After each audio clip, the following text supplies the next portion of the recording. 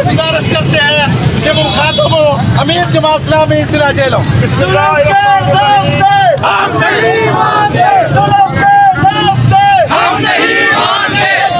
गुंडागर्दी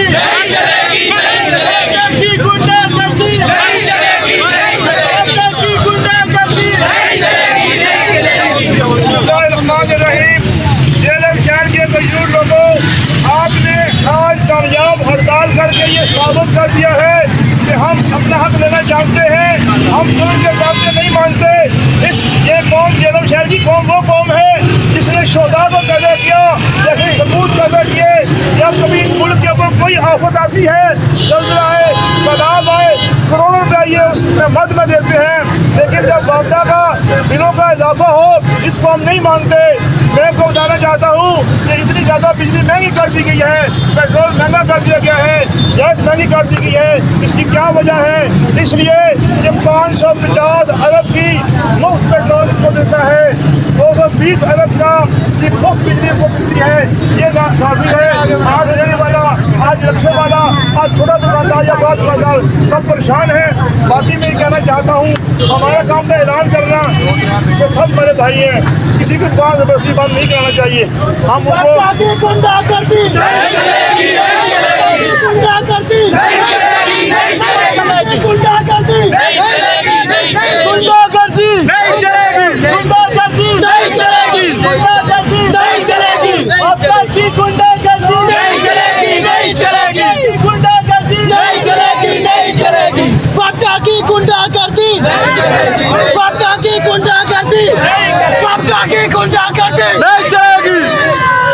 हम ये मुतालबा करते हैं बिजली में जो बिलों के इजाफा किया है तो बिल पर वापस लिया जाए। पेट्रोल में जो इजाफा किया है वो वापस लिया जाए। ये पेट्रोल महंगा, गैस महंगी, बिजली महंगी, हर चीज़ महंगी हो जाती है।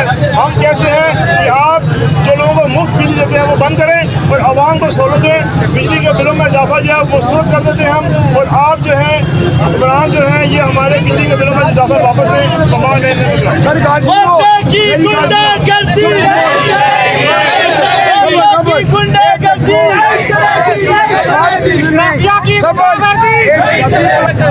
एक ही मकसद है कि जालिम के खिलाफ है और मजलूम के साथ है।